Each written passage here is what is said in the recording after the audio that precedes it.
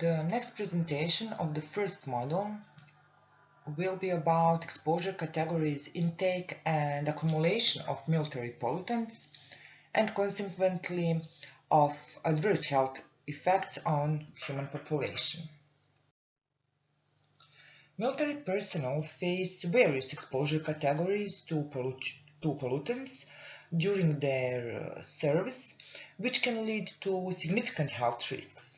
This exposure can be grouped into several main categories. For example, air pollutants, radiation, occupational hazards, warfare agents, biological air agents, or some different chemicals. Military members are often exposed to airborne contaminants, particularly in combat zones or during training exercises. Common sources include burn pits, dust and sandstorms, or combustion emissions. Burn pits used for waste disposal, releasing toxic smoke and particulate matter. Dust and sandstorms can contain harmful bacteria or allergens, which cause respiratory conditions.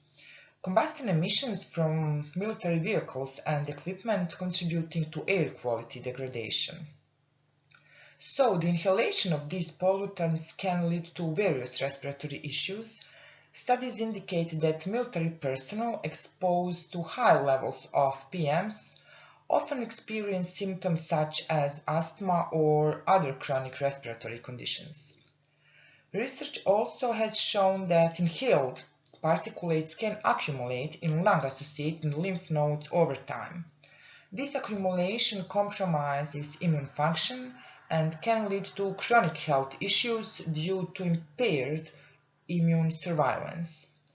The presence of carbon particulates in these lymph nodes indicates a direct link between environmental pollution and long-term health consequences for military personnel. One of the most representative examples of air pollution in military actions is chronic rhinosinusitis study. This study identified over 1,000 new cases among active duty service members who had never been deployed but were stationed in areas with high pollution level.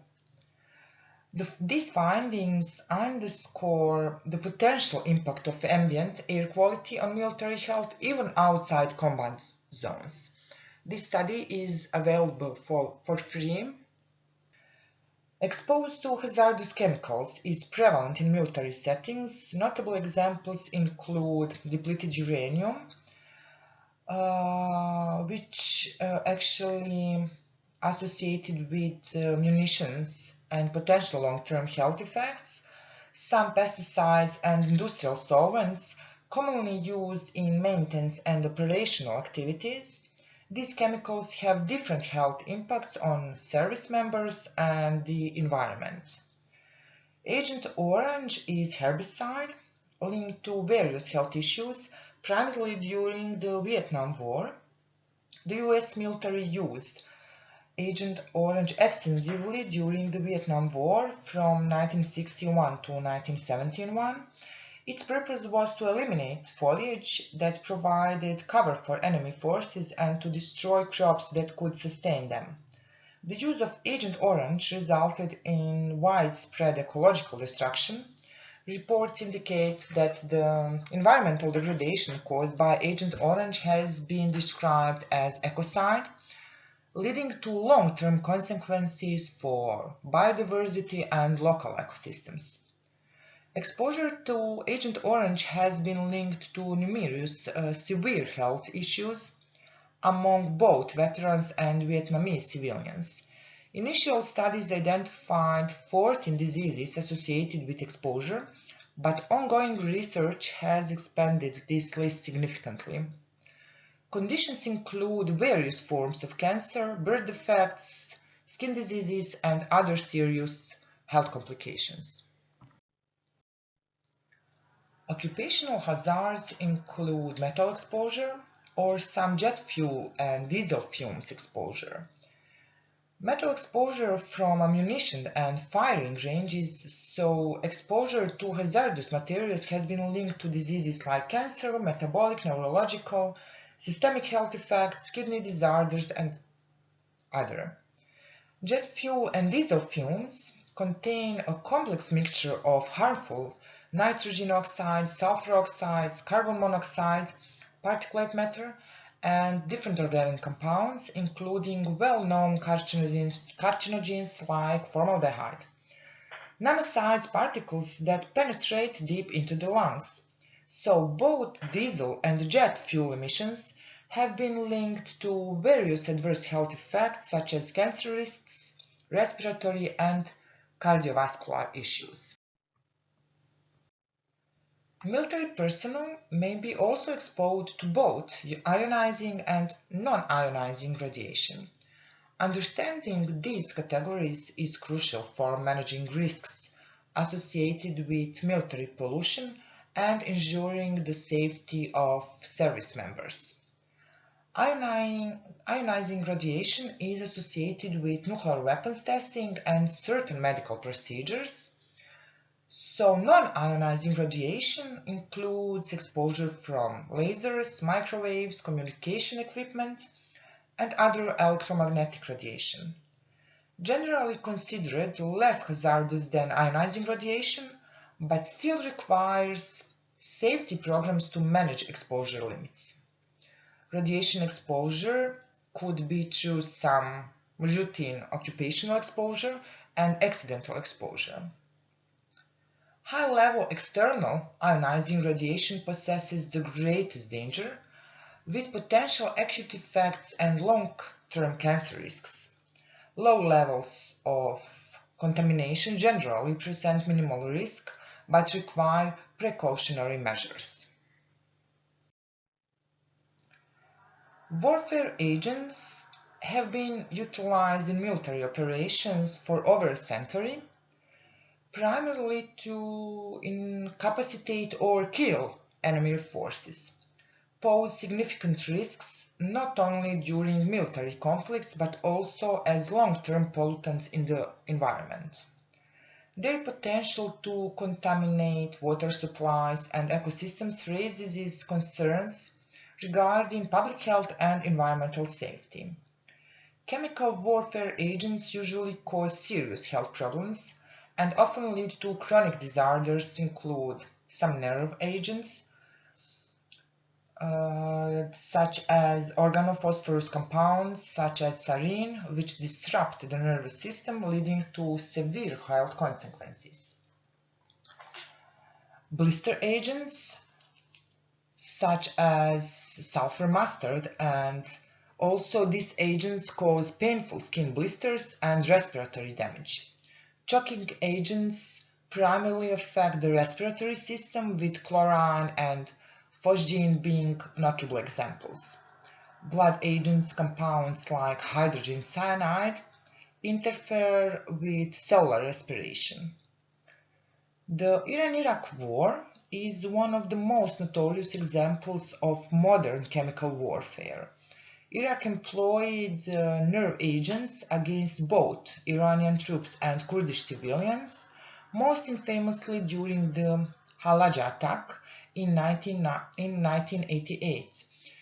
That resulted in around 5,000 deaths. These conflicts highlighted the devastating impact of chemical warfare agents on civilian populations and raised significant ethical concerns regarding their use.